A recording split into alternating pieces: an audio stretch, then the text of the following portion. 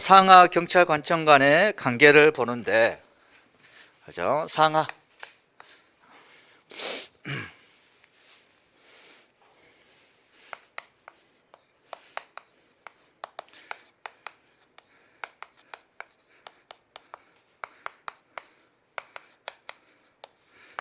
상하 경찰관청의 관계 보니까 첫 번째 업무의 대행이라는 게 있더라. 업무의 대행.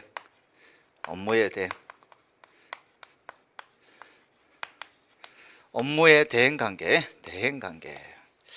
그 다음에 상급 기관이 하급 기관에 대한 지휘 감독의 관계가 있더라 이겁니다. 그러면 지휘 감독에서 보면은 상급의 관청은 하급 관청의 업무 처리에 관하여 위법 또는 부당한 어떤 작용을 하기 전에 지휘 감독할 수 있겠죠. 하기 전이니까 사전적 지휘 감독. 다른 말로 뭐라 한다?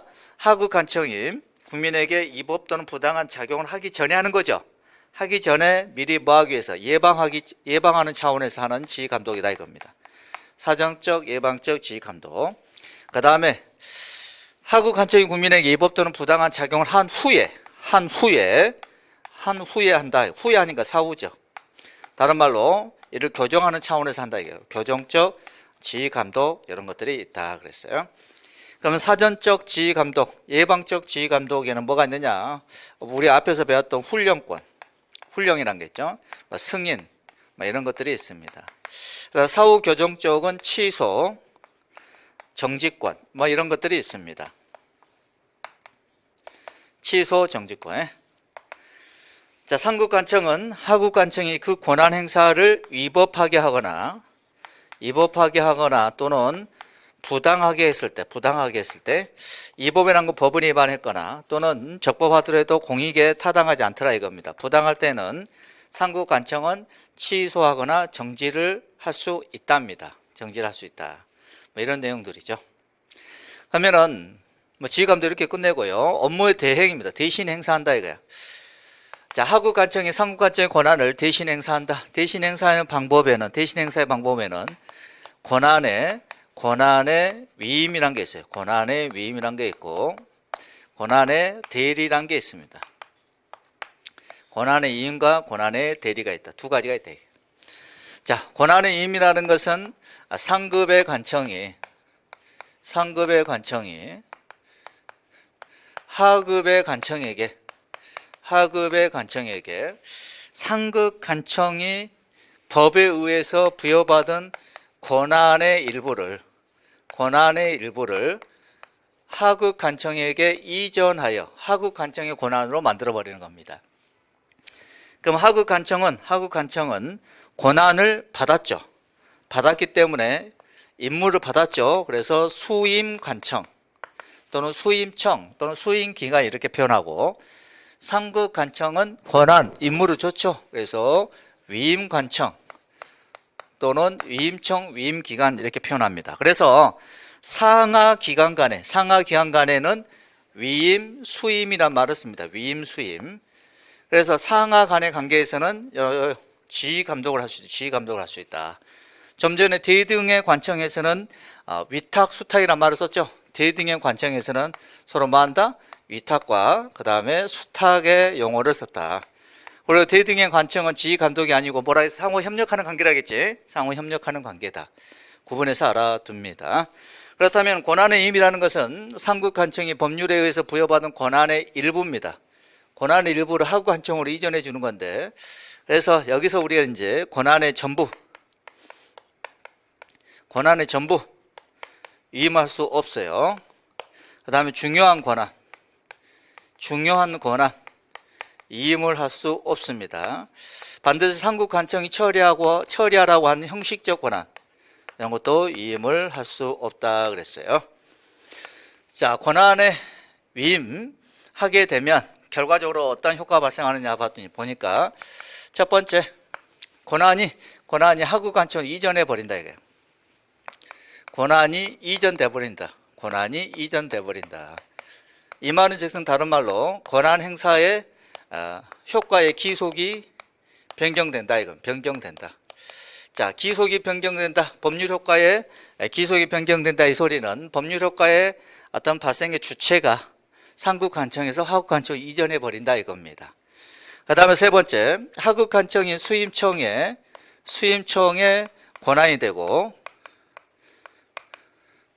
그 다음에 위임받은 범위 내에서 수임청은 자신의 명의로, 그 다음에 자신의 책임하에 위임받은 권한을 행사합니다. 책임을 진다. 이 소리는 즉슨 위임받은 권한을 행사했을 때 그 상대방이 국민들이 소송을 제기했을 때 행정소송에 피고가 된다. 이거 피고. 행정소송 피고는 누가 된다? 수임청이 된다 이겁니다. 그래서 수임청의 권한이 되는 거야. 수임청의 권한이 된다. 그렇다면 권한의 이임은 상급관청이 법률상 주어진 권한을 하급관청에다 이전하는 거죠. 이전하기 때문에 법에 의해서 주어진 권한을 함부로 하급관청에 이전하면 안 되겠죠. 그래서 법령에서 이임을 할 수 있다는 규정이 있을 때만 가능하다 이겁니다. 그래서 법령에 근거를 요한다 이겁니다. 그리고 권한의 어떤 이전을 의미하기 때문에 미리 외부에다가 공시를 요합니다. 외부에 공시를 해야 돼요. 외부에 공시를 해야 된다. 그리고 여섯 번째, 수임청이 그 권한을 행사할 때 또 이 법도는 부당하게 행사하는지에 대한 지휘 감독할 수 있는 권한은 위임청이 가지고 있죠. 위임청이 가지고 있다. 그리고 위임청은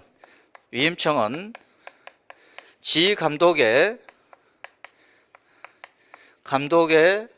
권한이 있죠. 권한이 있다.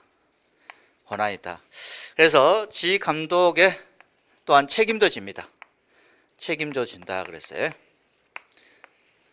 지휘 감독의 권한도 있고 지휘 감독의 책임을 준다.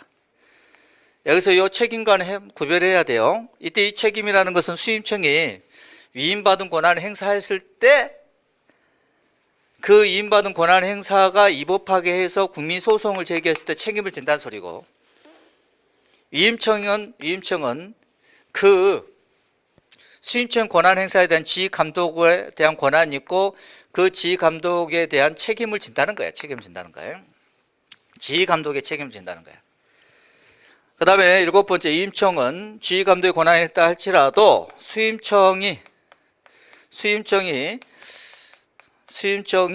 위임받은 권한을 행사할 때 미리 또는 사전에 뭐 협의할 것을 협의를 요구한다든지 할 수 없다는 거예요. 또 뭐 승인을 요구한다든지 이렇게 할 수 없다. 그래서 위임청은 수임청이 위임받은 권한을 행사할 때는 협의를 요구한다든지 승인을 요구한다든지 이런 거 필요 없다는 겁니다. 그 다음에 여덟 번째, 자, 수임청이 그 권한 행사할 때 모든 비용은 위임청이 부담한다는 거예요. 위임청이 부담한다.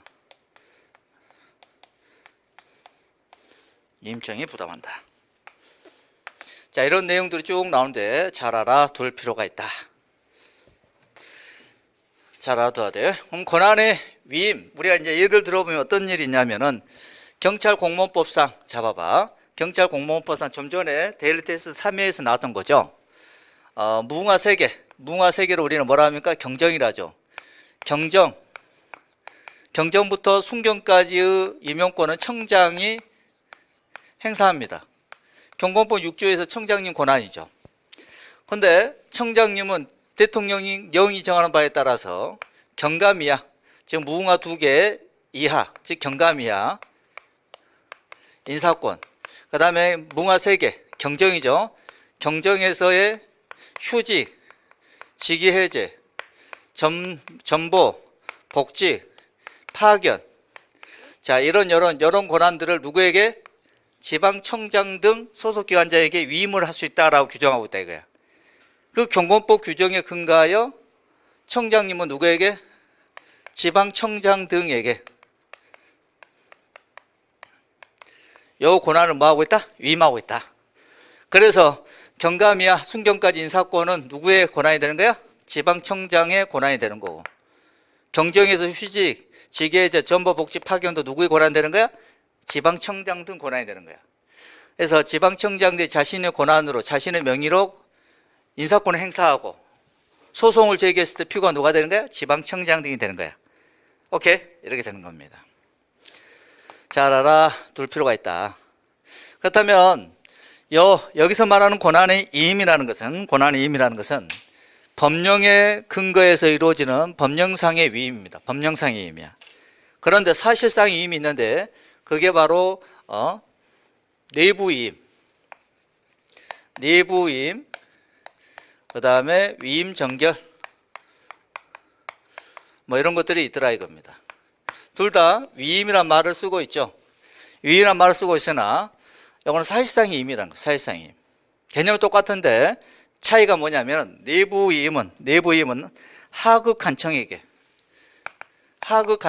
하는 거고 위임정결은 보조기관에게 하는 겁니다. 요 차이가 있어요. 요 차이가 있다. 그래서 요거는 이제 책을 보면서 간단히 보는 거고, 그리고 위임정결이라는 것은 경미한 사항의 결재에 대하여 상급기관이 그 보조기관에게 앞으로는 이런 사항은 당신이 결재하세요라고 사실상 위임해 주는 걸 말한다 이겁니다. 위임해 주지만은 이거 사실상 위임해 주는 거야. 사실상 위임. 우리 경찰 조직 내부적으로. 자, 경찰 업무의 효율적인 업무 처리 위해서 경미한 사항에 대해서 사실상 내부적으로 위임해 주는 거야. 근데 여기 누구에게? 하급관청에게. 이건 누구에게? 보조기관에게 위임하여 사실상 위임하여 누구 명의로? 여기는 수임청의 명의로 한다 했지. 여기는 수임청의 명의로 한다 했지.